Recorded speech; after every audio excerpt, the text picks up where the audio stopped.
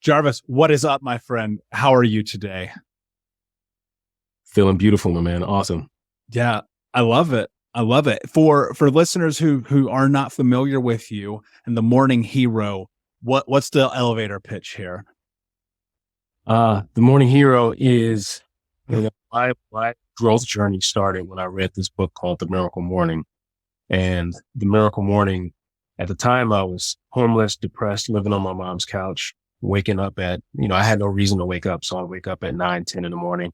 And someone said, you know what, you should read this book called The Miracle Morning. Get your life together. And so I read the book, and the book preaches, you should wake up early and, do a set of core habits and principles that's going to drastically transform your life. Right? And so I got this book and I opened it and read it in 2 days. And then I was like, you know what, I'm going to give it a try. I'm going to try to wake up at 6 a.m. the next day. And I woke up at 5:57 a.m. that following day, hungry and excited with like a new lease on life. And that was 5 years ago. And every day I wake up early and I would do this process. And every day I would wake up early and I would just turn into a hero. Every morning I turned into a hero. I just got up early and I just took charge of life and I got acquainted with my goals and I meditated and I did some exercise. And every morning I just turned into a hero. And I started tagging myself. I started documenting my journey on social media. And I was like, all right, this morning I'm a hero.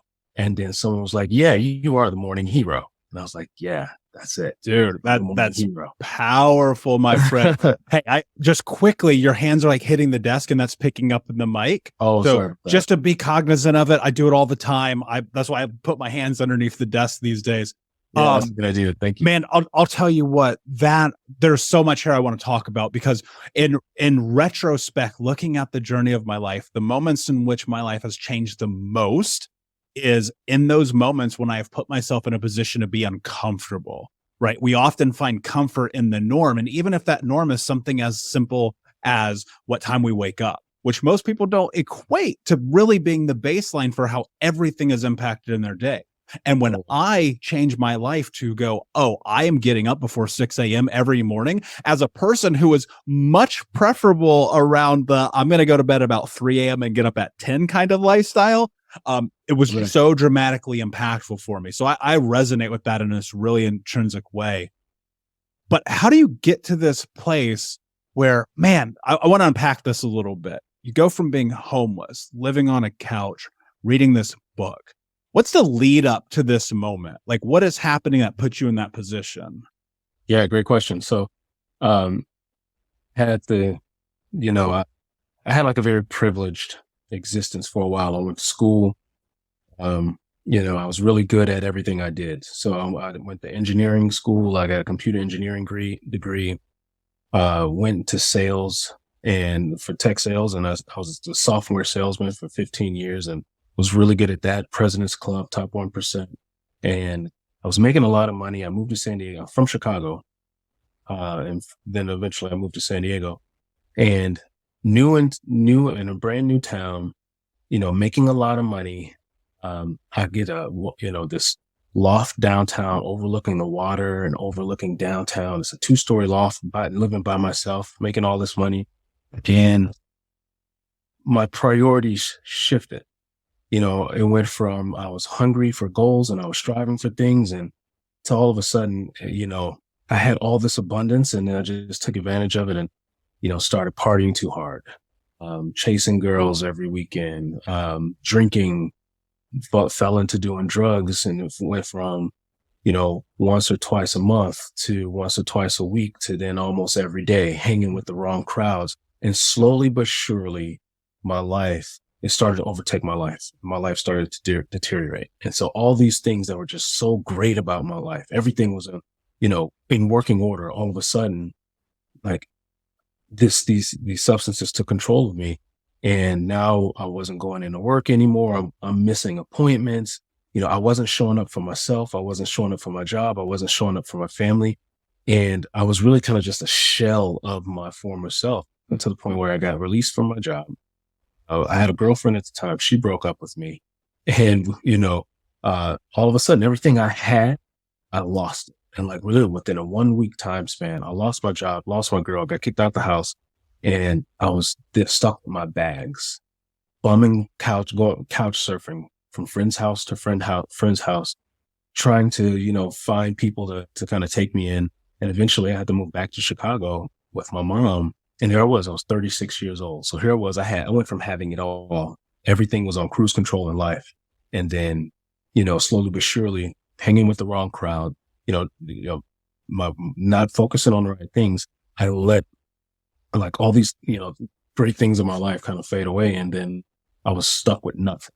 And then at that point, that's where I had to really figure out, how to put all these pieces back together again. And it was kind of at that moment, like serendipitously, this book was presented to me, and it was the catalyst that kind of like initiated the rebirth of Jarvis, right? The Jarvis 2.0, if you will. Man, that's so powerful. And I think about my own journey being very similar to that, right? In my 20s, I got really good in corporate America, and I was making more money than everyone. No one I knew made more money than me. And I blew every penny of it, man. Every penny. And then worse, I got sick and I went into this huge level of medical debt, right? And then I find myself totally in rock bottom. And I had many moments of serendipity, right? I believe I and this is not to be too woo-woo, but I truly believe that the universe places in front of you exactly what you need. You call it spirit, God, whatever you want to call it, but somehow you arrive at the place that you are supposed to be. Now, the key is in these moments where you've hit rock bottom, for lack of a better term, not to put words in your mouth, and you're faced with, okay, here is this book, this holy grail, the potential for everything that you need to hit in your life to create change. And here it is. And are you going to take advantage of it or not? What happens in the moment where you go, you know what? I'm actually going to read this book, because the book is always there, man. The book is there and we don't read it. So why did you read the book? Yeah, you're right. And and the funny thing is I had never read a book in my life until that moment.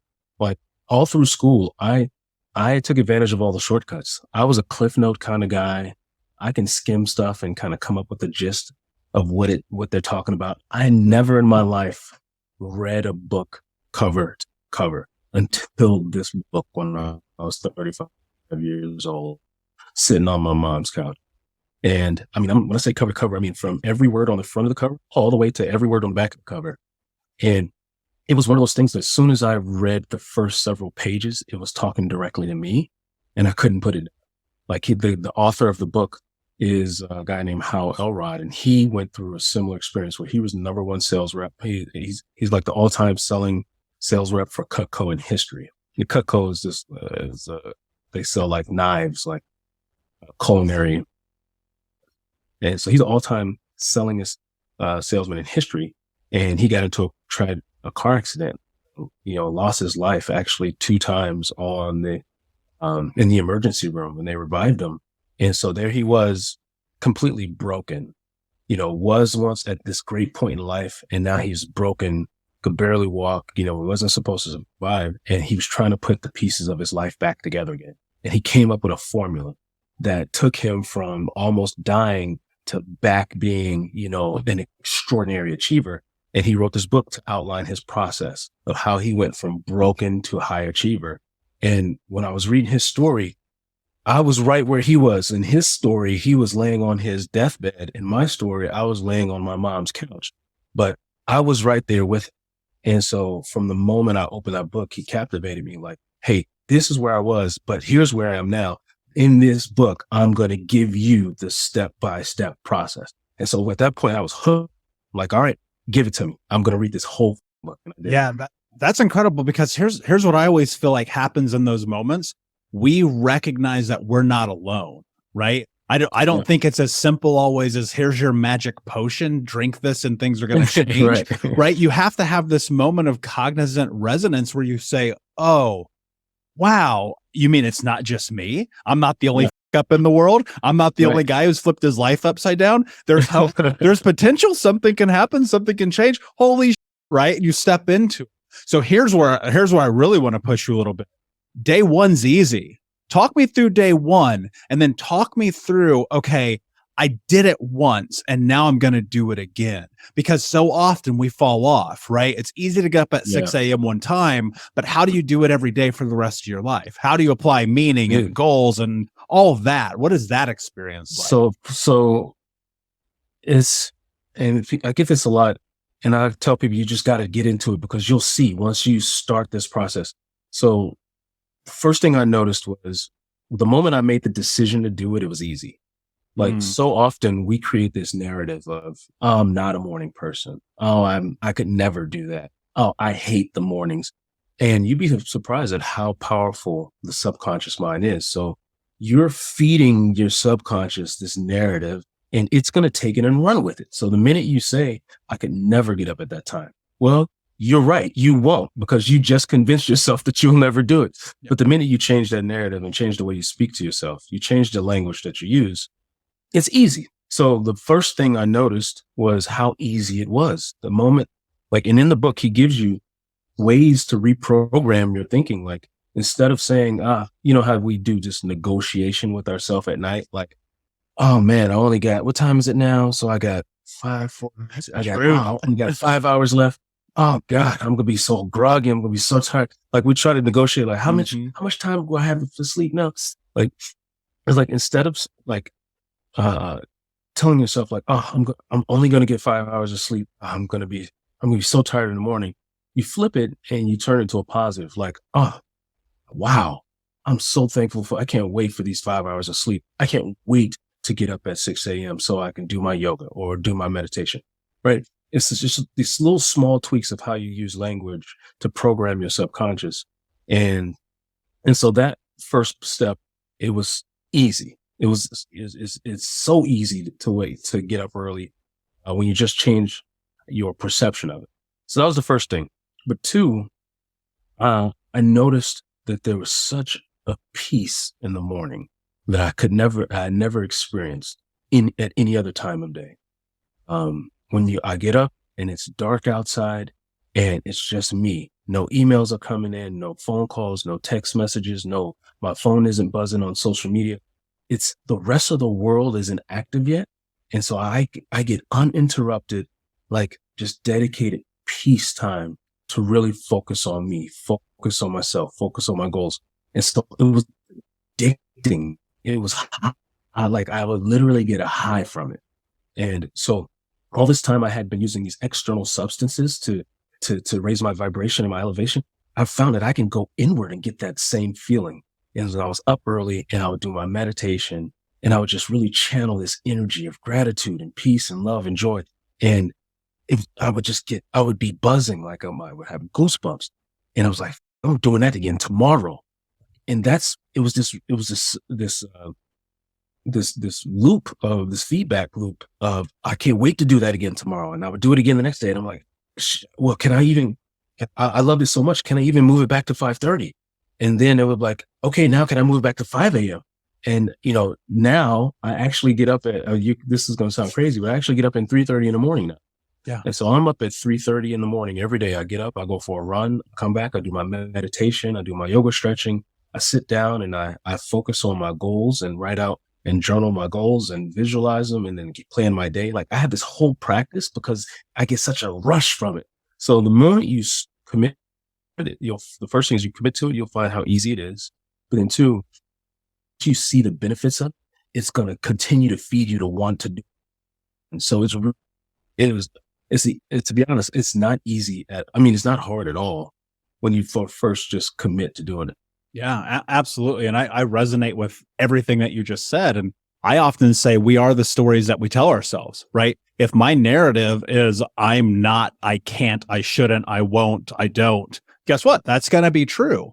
And this idea of getting excited about it, like, I love that because I love my mornings. Like, there is no question. The first 2 hours of my day are my time, period. There is no emails. I am so 100% about the create before you consume. I step into my stretching, my meditation. I go hit the bike. I hit the treadmill. I hit the gym. I write. I journal. I blog post. I create all morning long in those first 2 hours. No interruptions, right? Because guess what? There are not that many people awake at 6 a.m. And look, I understand that for me, I will never wake up at 3:30 a.m. It does not entertain me in the least bit. That is going to be my own personal boundary. But the point being here, it's not about the time as much as I think it's about the space and the usage of time, right?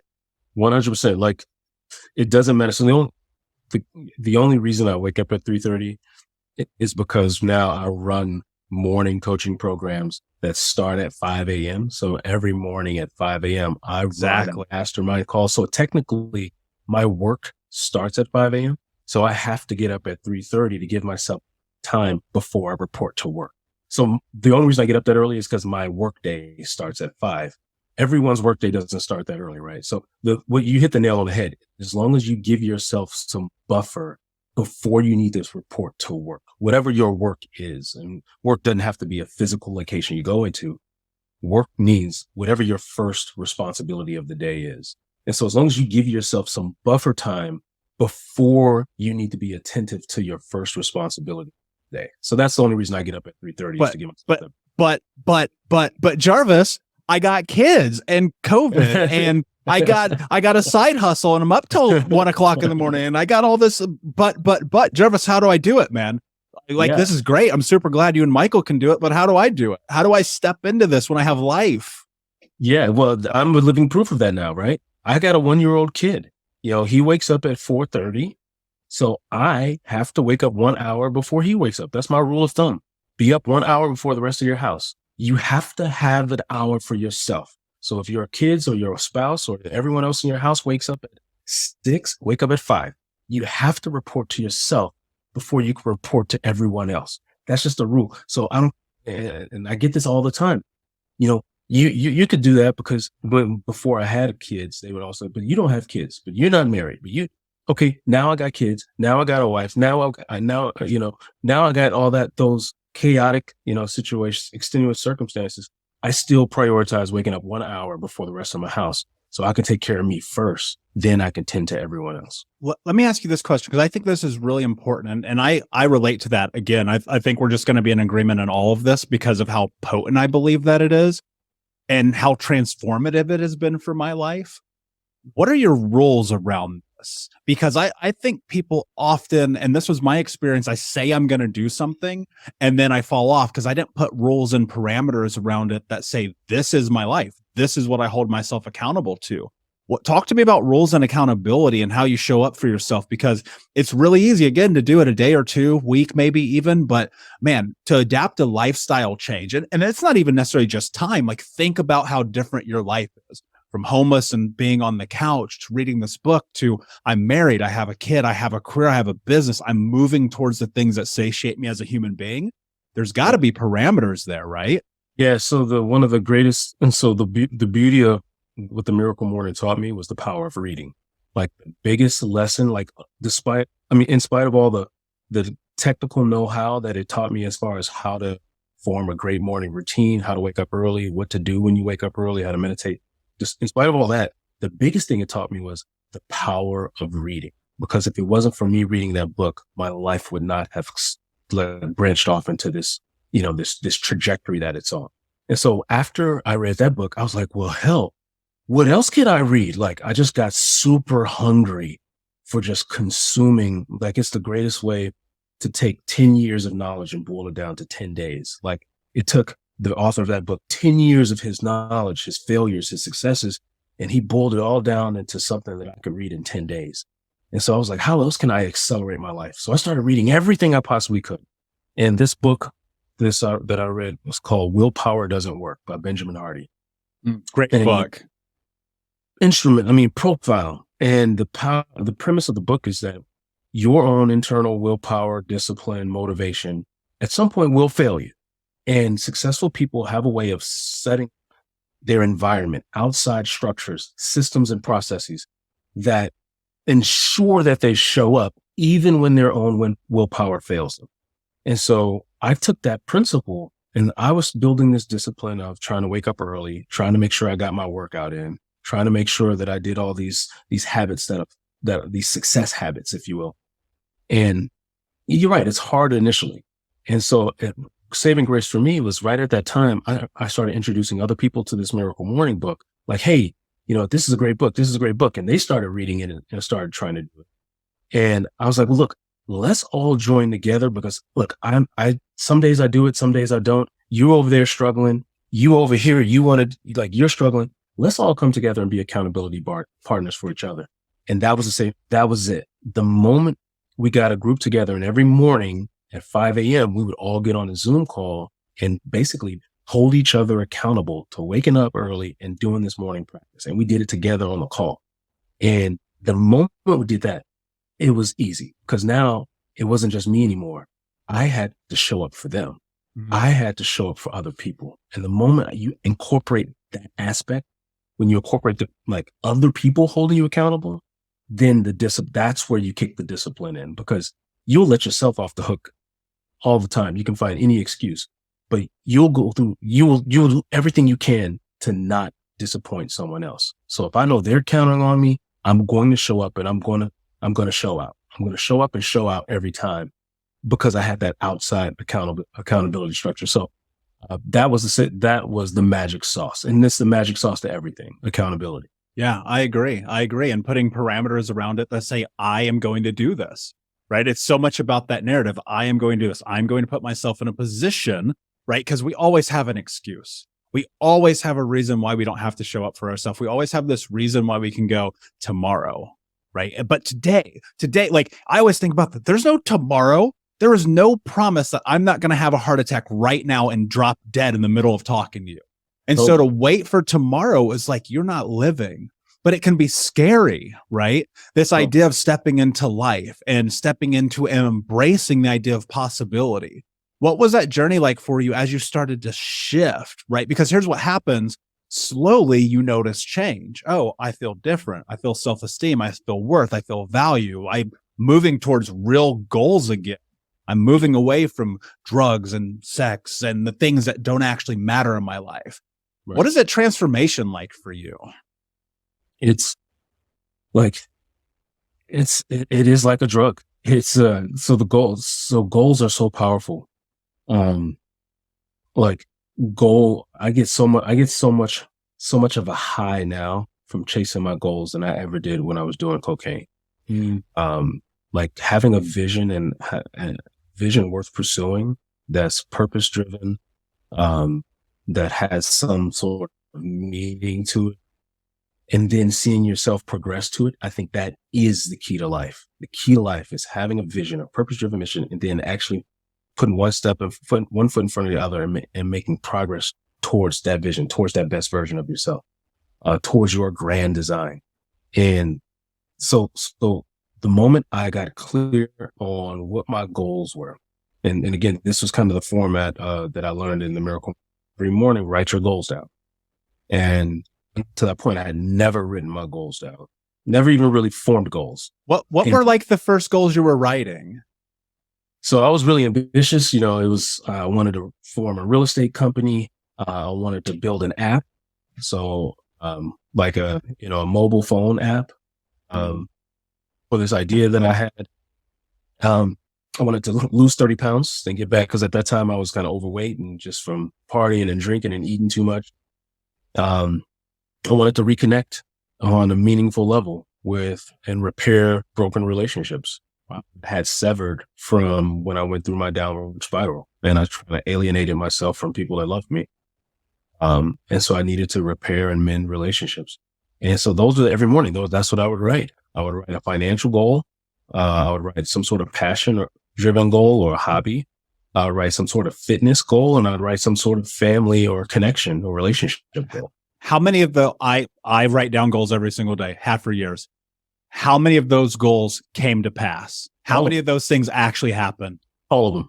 Yeah, all of them. From the moment I started, the power of writing is so intense. From the moment I wrote down I wanted to start a real estate company, within 2 months I had my real estate license, and I was bravo with a commercial brokerage in downtown San Diego, where I bought and sold office and retail properties in San Diego. From the moment I got clear and said, I needed to repair my relationships, 2 months later I was engaged, because my first priority was to repair the relationship with with my ex-girlfriend that had broken up with me when I was on my downward spiral. And I put an intense focus because every day I would write it. And I put an intense focus back on reconnecting, remending, and repairing that relationship to the point where we engaged and now we have a 1-year-old son. My passion, hobby, which was to write, to build an app.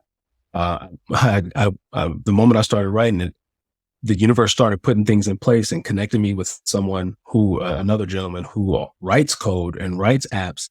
And I pitched my idea to him and he built the beta version. So now we actually have a beta of this app idea. Everything from the moment I got clear and just started writing it every day, the universe would slowly just put all the dominoes in place for me. Like all I had to do was write it and declare it. And then it just seemed like things just started falling in line for me. But I'm going to have to say, I have to assume that two things were happening here. One being patience, right? And two being you actually doing the things to move towards those goals. Because I don't want people to be confused. Like this is a secret type thing where like you read a book, you manifested it happened, because that's not real. Talk to me about like the process of the doing. So here's the thing though, the doing, there is the whole law of attraction thing. There is an element of you attracting things like, so yes, you do have to move towards the goal, but there is an element of the goal kind of is attracted to you too. So it's not as, the moment you get super, super clear, awareness to everything that'll help you for that goal. And so it's kind of like when you see the moment you want to buy sudden you start seeing Jeeps everywhere, right? The Jeeps didn't just start popping up out of nowhere. It's the moment you got clear on which it broadened your awareness to now you notice the Jeeps everywhere. Same thing about your goal. The moment you get really clear on what you want, all of a sudden you notice all the opportunities that are available to help you get it. And so the first thing was, the moment I got clear that I wanted an app, a week later, it seemingly fell into my lap that I got introduced to a guy who said, "Hey, can I write your app for you?" Now, that didn't actually take a lot of me. All that did was get me really clear on what I wanted, because then all of a sudden my patterns changed. People I talked to changed. And then all of a sudden it seemed like this opportunity just fell into my lap because I was really clear on what I wanted. So I will challenge you that you'd be surprised that when you get super clear and you're hungry on what you want, actually it does require less effort because you just get really, really in tune and aware and hungry and seek out the opportunities that'll help you get it. But I do agree with you. Okay, there is a patience, there is a time factor, but I want to really emphasize the power of writing your goal. You will be surprised at how stuff falls out of the sky in your favor when you know what you want and you write it down every day. Man, can I get an amen? I love that. I mean, I agree with that 100%. What is the one thing, if you were going to say, if you want to be the morning hero, Jarvis, what is the one thing that you should implement into your life beginning right now? Well, waking up early is by far the first thing. Like it is the first domino. Like if you imagine a row of dominoes, you don't have to put an intense focus on knocking down the third domino. You don't have to put an intense focus on knocking down the fifth domino. You don't have to focus on each individual domino. All you have to do is knock that one domino down right. And when you knock that domino down right, all the other dominoes naturally fall in line. Well, waking up early is that first domino. When you commit to that first domino, you'd be surprised at how everything else just falls in line, because now all of a sudden you have more time.